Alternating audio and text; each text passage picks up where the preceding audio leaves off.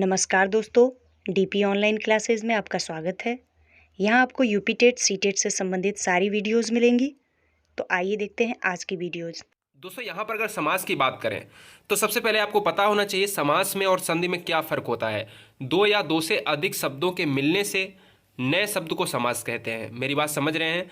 अगर वर्ड की बात करें, यहाँ से क्वेश्चन बनता है हमेशा कि अगर वर्ड की बात करें तो भैया संधि, दो या दो से वर्ड से बनता है जो, वो हमारा संधि कहलाता है। यहाँ पर शब्द की बात करी गई है तो वो हमारा हो जाएगा समास। हम यहाँ पर ट्रिक का इस्तेमाल करेंगे और ट्रिक से पहले हम जानेंगे समास के कितने भेद होते हैं। तो दोस्तों अगर बात करें समास के कितने भेद होते हैं, 6 भेद होते हैं, 6 प्रकार होते हैं और 6 प्रकार आपके स्क्रीन के सामने हैं। हम एक एक सभी को पढ़ लेते हैं। समास के भेद अगर पूछ लिया जाए कि 6 होते हैं, उस टाइम अगर याद नहीं आता है तो आपको याद रखना है कि मास निकल रहा है समास। मास में एक महीने में आपको पता है पूरे साल में कितने महीने होते हैं, 12, तो उसका आधा कर देना है, ठीक है ना, याद रखना है। अब बात आती है अव्ययी भाव। अव्ययी भाव समास बहुत इंपॉर्टेंट है। कर्मधारय और बहुब्री से लेकर तत्पुरुष के डीप में पूछता है। अभी मैं एक क्वेश्चन भी कराऊंगा आपको। अव्ययी भाव समास क्या होता है दोस्तों? अव्ययी भाव की ट्रिक है कि अगर प्रथम पद छोटा है तो बस भैया कोई भी दिक्कत नहीं है, सारी समस्या सॉल्व हो गई। आप कहोगे सर समस्या कैसे सॉल्व हो गई, इसके क्वेश्चन करा दीजिएगा। यानी प्रथम पद प्रधान होता है या फिर पहला पद छोटा होता है, हम एकदम से पहचान लेंगे। और भी एक ट्रिक बता दे रहा हूं अव्ययी भाव की। अव्ययी भाव का जो उपसर्ग यानी एक शब्द होता है, इसके आगे कोई वर्ड लग जाता है तो भैया उपसर्ग होता है, और इसके पीछे अगर वर्ड लग जाता है तो भैया प्रत्यय हो जाता है। तो याद रखना कि उपसर्ग वाले जितने भी शब्द होते हैं वो 99% अव्ययी भाव होते हैं, ठीक है, बहुत अच्छे। तो यहाँ पर यथा संभव की बात करें तो यथा संभव दोस्तों होता है यथा धन संभव, यानी ये वाला वर्ड देखो छोटा है, पहला वाला वर्ड छोटा है। प्रतिदिन में क्या है, प्रतिधन दिन। आजन्म में क्या है, आधन जन्म। प्रतिकूल में क्या है, प्रतिधन कूल, ठीक है ना। तो ये सारे वर्ड क्या हो जाएंगे, आपके समास हो जाएंगे, अव्ययी भाव समास हो जाएंगे। यानी पहले पद जो है छोटे हो जाएंगे और बाद का पद यहाँ पर प्रधान नहीं होता है। अगर बात आती है कुछ और वर्ड की कि अगर एक शब्द रिपीट हो, जैसे हाथों हाथ, दिनों दिन, अगर ऐसे रिपीट होते हैं, बाई चांस अगर पूछ लिया जाए एग्जाम में, तो भी ये क्या हो जाते हैं, आपके अव्ययी भाव समास हो जाते हैं। मेरी बात सुनना, क्या आपने ट्रिक सीखी अव्ययी भाव में? छोटा पद हो पहला वाला और पहला पद जो है प्रधान हो, या फिर आप नहीं कोई जान पा रहे तो उपसर्ग आप जानते हो, उपसर्ग जो जितने भी वर्ड होंगे वो हमारे अव्ययी भाव समास होंगे, ठीक है। चलते हैं दूसरे समास की ओर। तत्पुरुष में डीप में समास पूछा जाता है, वो भी हम देख लेंगे। कह रहा है कि दूसरा पेन उठाएगा, दूसरा लिखना है तत्पुरुष समास। जिस समास में दूसरा पद प्रधान होता है, अब उसमें पहला था, अब यहाँ पर दूसरा पद प्रधान होगा, दोनों के बीच में कारक चिन्ह का लोप होता है, कुछ ऐसा कारक होगा जो भैया लोप होता है। यानी ट्रिक क्या है, दूसरा पद जो है छोटा होगा, यानी दूसरा पद छोटा होगा। अव्ययी भाव में पहला पद छोटा था, ठीक है। अब बात आती है कि यहाँ पर कारक चिन्ह का लोप क्या है। देखो, पुरुषोत्तम यानी पुरुषों में उत्तम, ठीक है ना, पुरुषों में उत्तम। राजपुत्र, राजा का पुत्र, यहाँ पर में का लोप हो रहा है, यहाँ पर का लोप हो रहा है, ठीक है ना, ये बोल के आप देखना है। पाप मुक्त, पाप से मुक्त, यहाँ पर से का मुक्त हो रहा है। गौशाला, गौ के लिए, गायों के लिए शाला। यज्ञशाला, यज्ञ के लिए शाला, यहाँ पर के लिए का यहाँ पर जो है लोप हो रहा है कारक चिन्ह का। राजकुमार, राजा का कुमार, ठीक है ना, तो यहाँ पर का जो है कारक चिन्ह लोप हो रहा है। लेकिन अगर नॉर्मल से क्वेश्चंस तो कर लेते हो, लेकिन बहुब्री और कर्मधारय में पहचान भी नहीं आप जान पाते हो, ठीक है ना। तो अगर बहुब्री कर्मधारय जैसे नीलकंठ आ गया तो फिर आप बहुब्री लगाओगे कि कारक लगाओ, कर्मधारय लगाओगे, तो उनको भी हम जो है एक चुटकी में जान लेंगे। खैर अभी तत्पुरुष के यहाँ पर भेद पढ़ लेते हैं और इनसे क्वेश्चन कैसे आता है मैं वो क्वेश्चन भी कर लूंगा एक इंपॉर्टेंट। तत्पुरुष के भेद, देखो समास के भेद कितने होते हैं, पूरे 6 समास होते हैं, लेकिन तत्पुरुष के भी भेद कितने होते हैं दोस्तों, पूरे 6 भेद होते हैं। जैसे कर्म, करण, संप्रदान और अपादान, संबंध, अधिकरण। तो कर्म तत्पुरुष अगर पूछा जाए तो यहाँ पर को का लोप होगा। अगर पूछा जाए कि भैया करण तत्पुरुष तो से के द्वारा का लोप होगा। अगर संप्रदान तत्पुरुष हो तो दोस्तों यहाँ पर के लिए कारक का लोप होगा। अपादान तत्पुरुष हो तो भैया से का लोप होगा। संबंध तत्पुरुष हो तो काकी के का लोप होगा, ठीक है ना। अब हमें यहाँ पर सवाल भी करना है। अधिकरण का तो में पर का लोप होगा। तो आपको ये पता है कि कर्म में को का, करण से का, संप्रदान के लिए, अपादान से, संबंध काकी के, अधिकरण में पर। तो याद रखना है कि ऐसे क्वेश्चंस कैसे बनते हैं। जैसे मैं एक क्वेश्चन लेता हूं कि ऋण मुक्त में कौन सा समास है। अब आपको ये तो पता है कि तत्पुरुष है, लेकिन तत्पुरुष समास है तो, लेकिन कौन सा वाला तत्पुरुष है। तत्पुरुष के भी तो भैया 6 भेद होते हैं जो भी हमने ऊपर पढ़ा है। तो आपको याद रखना है कि अगर ऋण मुक्त, इसको हम बोल के देखें तो ऋण से मुक्त, तो ऋण से मुक्त किस में आ रहा है, तो आपको देखना है कि से के द्वारा तो नहीं आ रहा है इसमें, तो ऋण से मुक्त जो है हमारा अपादान हो जाएगा, ठीक है ना। अपादान तत्पुरुष समास हो जाएगा। और भी हो सकता है, लेकिन हमने यहां पर एक छोटा सा एग्जाम्पल आपको दिया। अब बात करें कि कर्मधारय समास और बहुब्री की। कर्मधारय समास, द्वंद्व और द्विगु बहुब्री ये समास बचते हैं, इनको हम देख लेते हैं।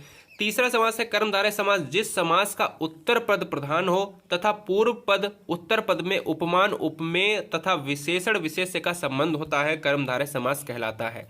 ये आप डिफिनीशन केवल लिख लेना है और ट्रिक मैं बताता हूं यहां पर पहचानने की। ट्रिक क्या है? ट्रिक हमारे 3 शब्दों पर डिपेंड करती है, 3 वाक्यों पर, कि प्रथम पद अगर विशेषण होगा, ठीक है, दूसरे पद की तुलना की जाएगी, ठीक है, हमारा कर्मधारय होगा, विग्रह करने पर है जो और के समान के शब्द आते हैं बीच में उन्हें बोलने पर। मेरी बात समझ रहे हैं? जहां पर है जो, जहां पर के समान के शब्द आए उनको कर्मधारय समास बिना देखे लगा देंगे। अब जैसे महापुरुष, महापुरुष मतलब महान है जो पुरुष, ठीक है। चरण कमल, चरण के समान करण, कमल कमल के समान चरण, ठीक है ना। चंद्रमुखी, चंद्र के समान मुख। मृग नयनी, मृग के समान नयन। अब बात आती है कि इनमें अगर यहां पर नीलकंठ होता, नीला है कंठ जिसका, तो हमारा बहुब्री हो जाता है ना। नीलकंठ कर्मधारय भी हो सकता है, बहुब्री हो सकता है, इनमें डिफरेंस। चलते हैं द्विगु समास। और द्विगु समास में क्या होता है कि जिस समास का प्रथम पद संख्यावाचक, कुछ नहीं, इससे सरल समास है ही नहीं दुनिया में।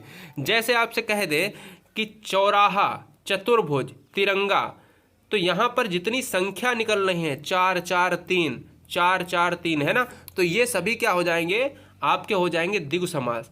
लेकिन यहां पर अगर चतुर्भुज की बात करें तो चतुर्भुज अर्थात 4 भुजाएं हैं जिसकी, अर्थात विष्णु हो जाता, तो आप कहते सर कि यहां पर तो हो जाएगा बहुब्री। लेकिन अगर बहुब्री समास ना दिया हो वहां पर ऑप्शन में और दिया हो द्विगु समास, तो द्विगु समास हो जाएगा उस समय आंसर, इस क्वेश्चन का आंसर।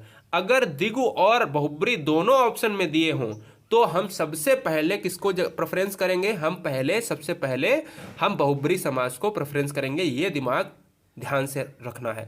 हम लास्ट में एक नोट पॉइंट भी बताएंगे, वो इंपॉर्टेंट है आपके लिए। अब हम आते हैं, हम 2 शब्द में हम खत्म कर देते हैं द्वंद्व को और फिर चलते हैं बहुब्री पर। कि द्वंद्व समास, जिस समास के दोनों पद प्रधान होते हैं तथा विग्रह करने पर और अथवा लगते हैं। यार विग्रह करने पर जो शब्द है वो और या फिर अथवा या फिर एवं जो है शब्द अगर आते हैं तो भैया द्वंद्व कहलाते हैं। ट्रिक क्या है? ट्रिक पर, मेन मुद्दे पर बात आए। अब हमने देखा कि द्विगु समास में तो संख्या आ जाए, तिरंगा कुछ भी आ जाए, त्रिभुज आ जाए तो हम मार देते थे। लेकिन ट्रिक है कि दोनों शब्द एक दूसरे के उल्टे होंगे, जैसे गुण और दोष, जैसे पाप और पुण्य, जैसे रात और दिन, ठीक है ना। ये शब्द जो है एक दूसरे के उल्टे होंगे, दोनों पद प्रधान होंगे। हमने पहले अव्ययी भाव में पढ़ा था कि पहला पद प्रधान होता है तो इसमें हमारा दोनों पद प्रधान होंगे।